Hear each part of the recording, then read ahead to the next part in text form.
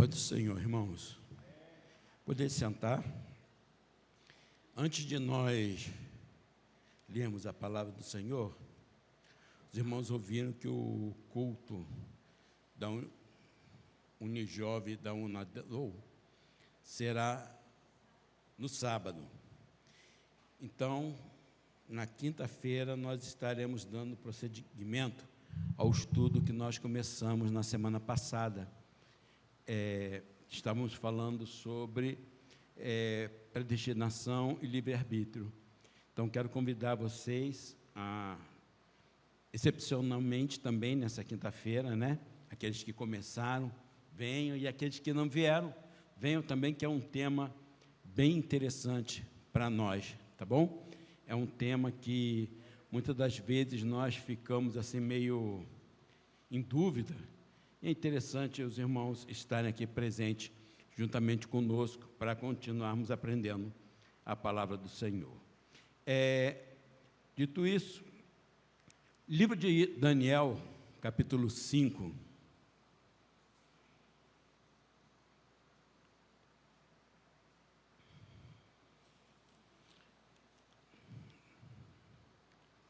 Livro de Daniel, capítulo 5, verso 27, é onde nós estaremos baseando a nossa mensagem,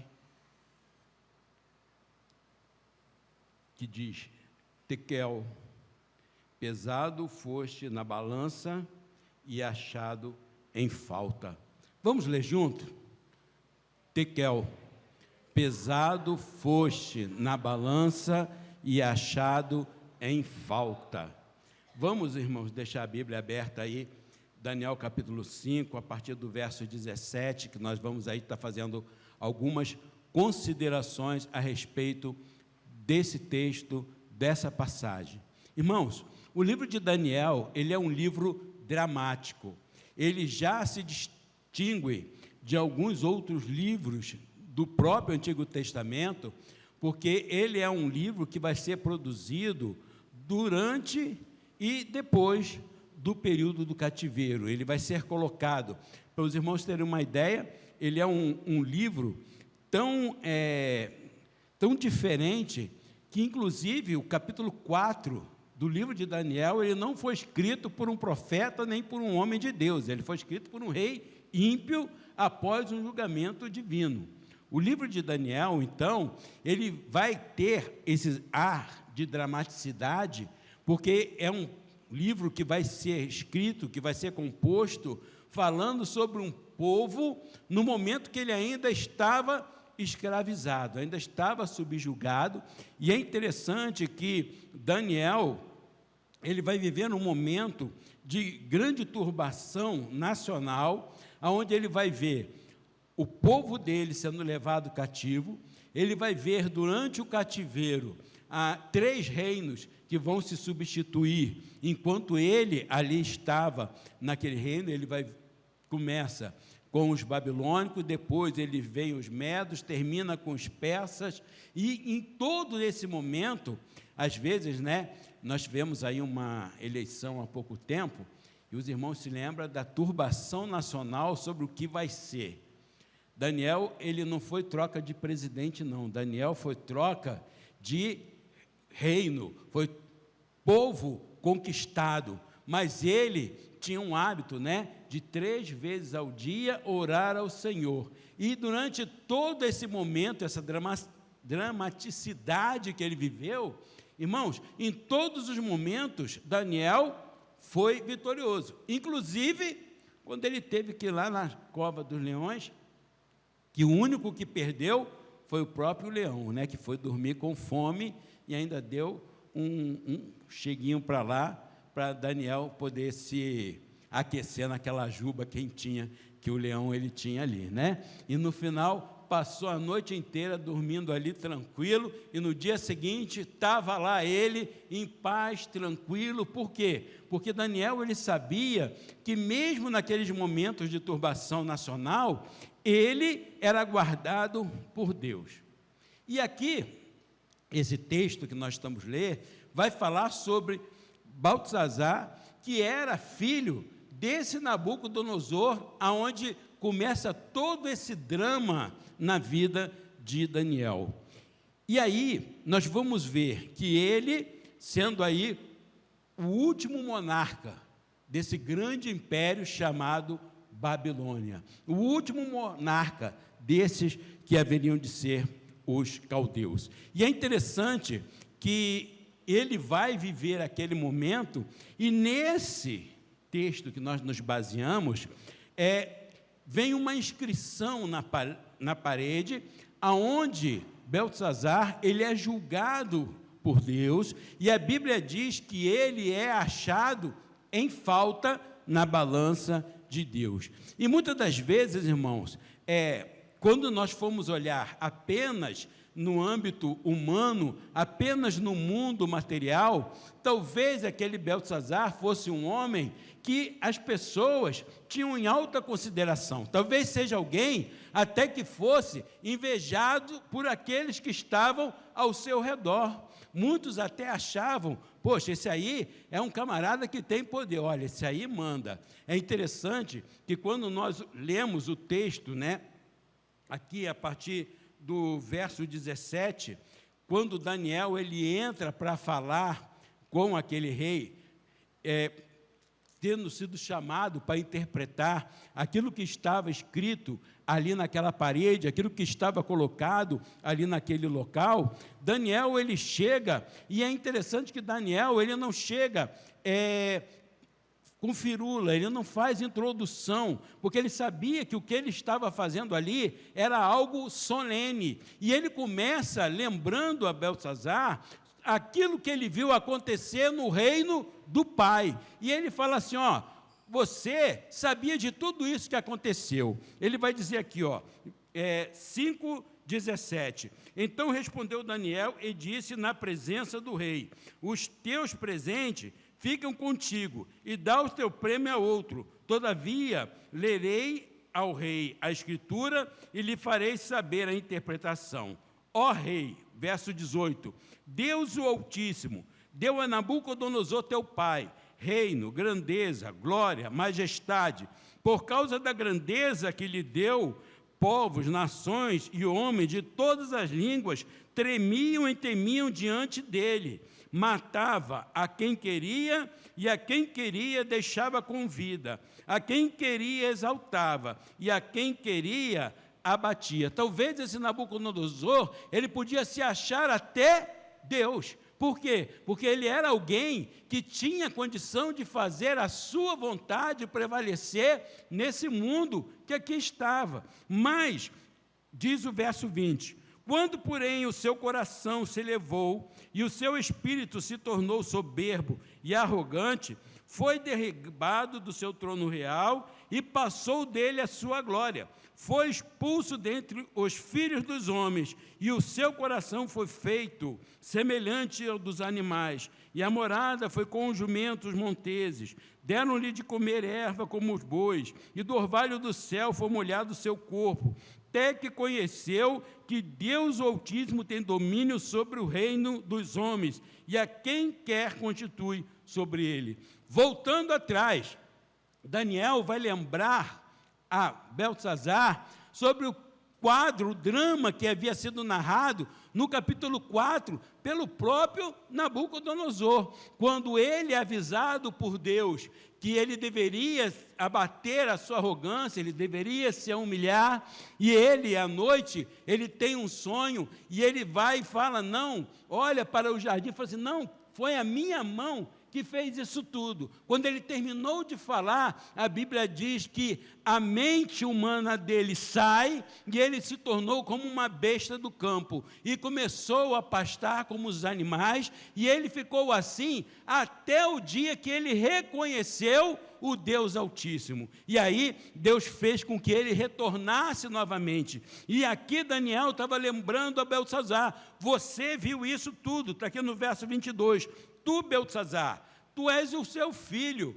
não humilhaste o teu coração, ainda que tudo isso soubesse. Ele conheceu essa história, ele sabia do que ele havia passado. Talvez alguém que tinha nascido numa família poderosa, filho de um pai poderoso, filho de um rei poderoso, sendo ele agora também rei poderoso, talvez ele podia achar que ele era o tal, que ele podia, mandava e desmandava, fazia e desfazia.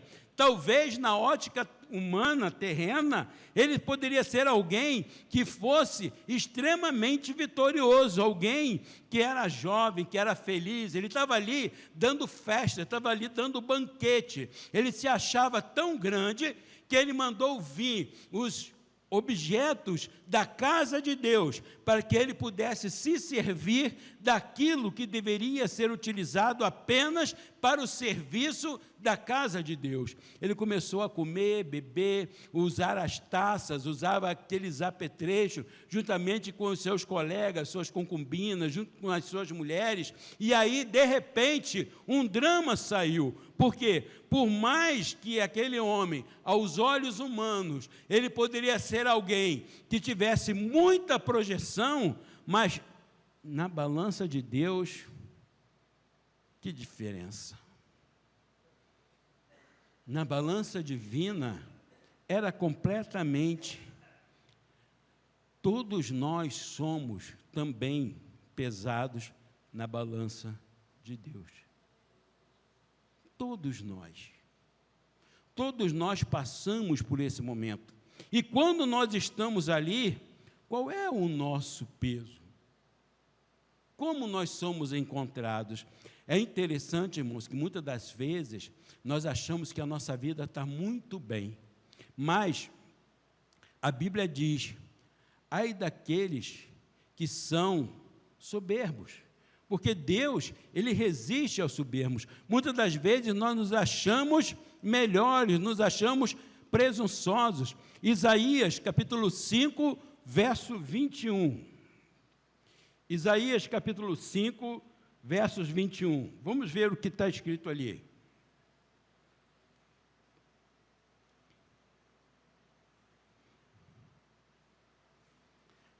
Ai dos que são sábios aos seus próprios olhos e prudentes em seu próprio conselho. Ai daqueles que são grandes diante do seu própria visão, daquilo que eles mesmos têm de si mesmo. Quantas das vezes vemos pessoas que vivem a vida dizendo que está tudo bem, quando diante de Deus não está bem. Vemos pessoas, como está aquela igreja de Laodiceia, que estavam ali, era uma igreja que tinha o nome do Senhor, eles diziam que estavam ricos, que nada faltava, eles diziam que eles tinham visão, entendimento de tudo, mas diante de Deus, a Bíblia diz, eles pobre, cego, miserável, nu, porque eles não tinham nada daquilo que eles achavam que tinham, porque tudo aquilo que eles achavam que era importante, não servia para nada, não tinha nenhuma condição. Irmãos, a verdade, ela não é a da maioria. A verdade, ela não é aquilo que nós achamos ou pensamos que seja a verdade, mas a verdade é aquilo que está diante de Deus, é aquilo que está diante, patente aos olhos do Senhor. Muitas das vezes, irmãos, nós olhamos ali, aqueles homens estavam em festa, aqueles homens estavam alegres, estavam se alegrando, comendo, bebendo, mas de um momento, de uma hora para todas, de uma hora para outra, o sangue deles coagula dentro das veias, porque vem uma mão e escreve algo, eles não entendem, mas aquilo que foi escrito iria mudar toda a realidade.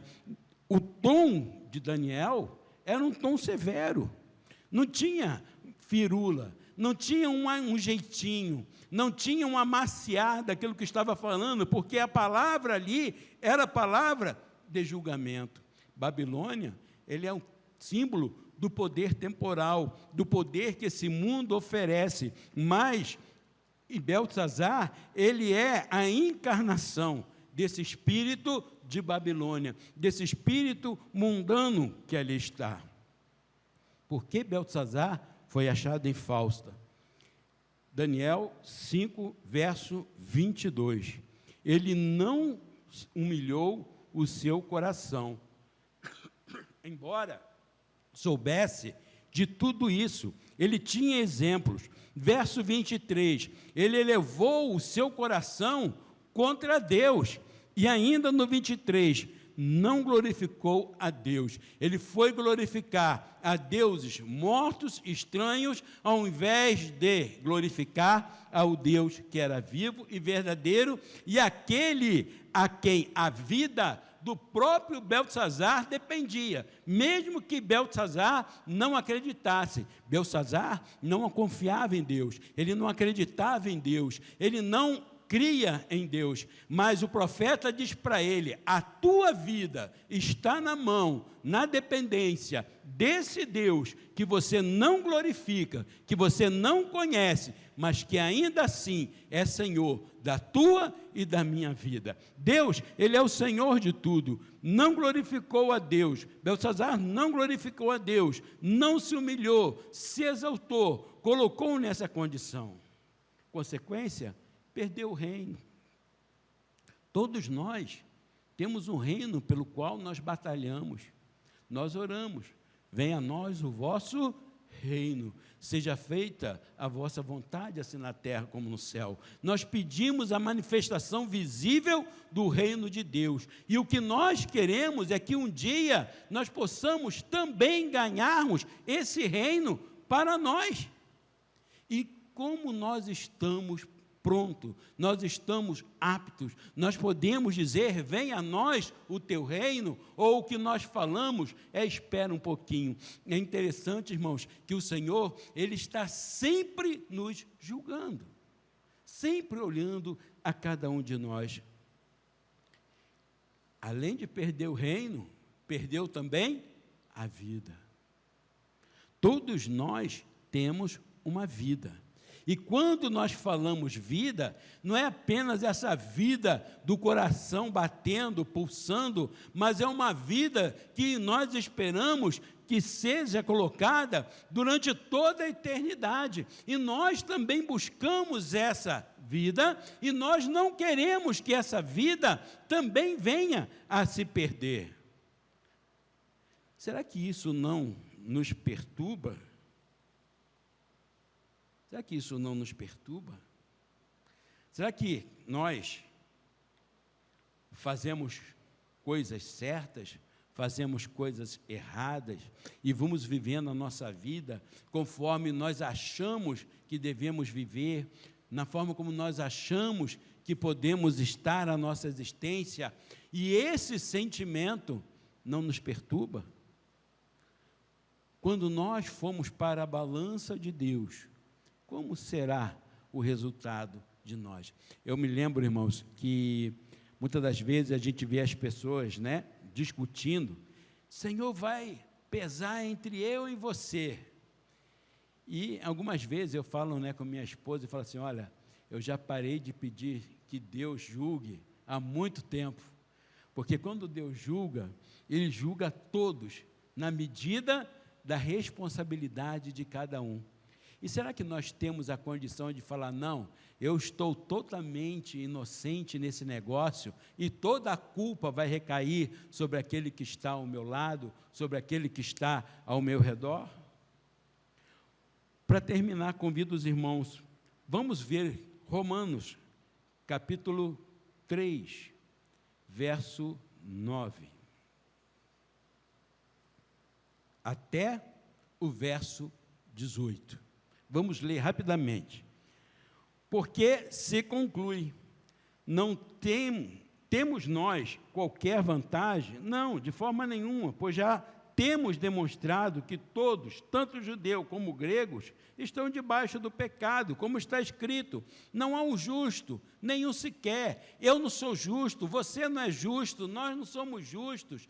Quem pode estar de pé diante do tribunal de Cristo? Não há quem entenda, não há quem busque a Deus. Todos se extraviaram, se fizeram inúteis. Não há quem faça o bem, não há nenhum sequer. Irmãos, Paulo ele estava escrevendo isso para uma igreja. Era um tempo onde Jesus já havia morrido, pessoas já haviam sido salvas, já haviam tido vidas transformadas, igreja já estava estabelecida, já existiam os apóstolos. Paulo está aqui, mas ele continua dizendo: não existe um justo sequer, não há ninguém que faça o bem. A garganta deles, sepulcro aberto, com língua, arde engano, veneno de víbora, está nos seus lábios. A boca deles a tem cheia de maldição e de amargura. São os seus pés velozes para derramar sangue. Os seus caminhos, a destruição e miséria. Desconhece o caminho da paz. Não há temor de Deus diante dos seus olhos. E como que nós lidamos com isso? A resposta, verso 21. Agora, sem lei, se manifestou a justiça de Deus, testemunhada pela lei, pelos profetas. A justiça de Deus mediante a fé em Jesus para todos e sobre todos os que creem, porque não há distinção. Todos pecaram, carecem da glória de Deus, sendo justificados gratuitamente por sua graça, mediante a redenção que há em Cristo Jesus. Todos nós e nós mesmos, se formos colocados na balança de Deus, seremos achados em falta. Todos nós, eu, você, não interessa se nós estivermos agora, nesse momento, na igreja, ou quem está lá no bar, todos nós, se formos colocar, baseados em nossos méritos pessoais, em cima da balança de Deus, todos nós seremos achados em falta. Só existe uma resposta, uma solução, que é nós entendermos que nós somos carentes da graça de Deus, e é mediante a essa justificação gratuita que Jesus oferece para mim e para você, que nós não seremos achados em falta. É mediante essa justiça que nos é oferecida, essa justificação que é colocada em nós, que nós teríamos garantido o nosso reino. É na justiça divina que teremos garantida a nossa vida. É na justiça divina, quando nós entendermos que se todos pecaram, destituídos estão da glória de Deus, é na justificação gratuita que Deus nos dá, mediante a fé em Cristo Jesus, que nós temos a condição de permanecermos firmes e de pé diante do Senhor nosso Deus. Que nessa noite nós possamos viver essa realidade.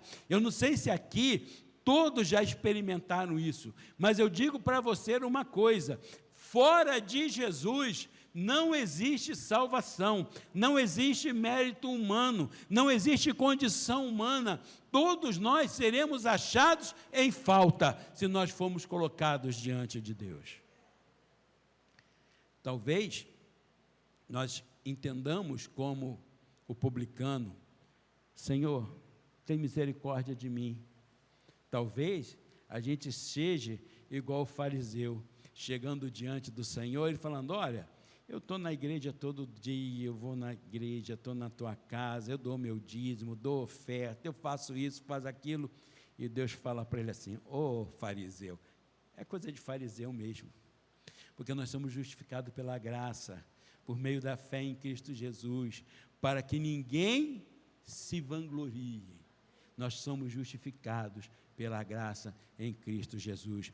Que você possa hoje entender que essa graça, ela é oferecida para mim e é oferecida para você. E que se alguém aqui nesta noite ainda não provou dessa graça, eu convido você a participar dessa graça. Se você que está ouvindo aí na internet, você que está ouvindo o programa, você que está assistindo essa mensagem, ainda não experimentou essa graça, eu convido a você a nesta noite a experimentar essa graça que só Jesus Cristo pode oferecer. Não é mérito, porque se nós fôssemos colocados na balança, todos nós seremos achados em falta, todos nós seremos devedores ao Senhor Jesus. Existe alguém aqui nessa noite que gostaria de aceitar Jesus como Salvador?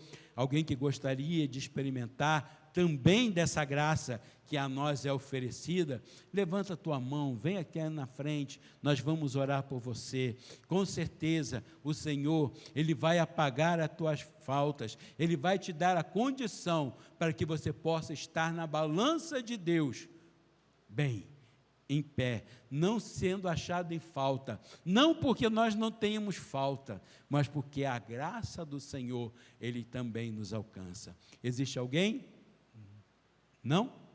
Que Deus aí possa nos abençoar, em nome de Jesus. Pastor Paulo.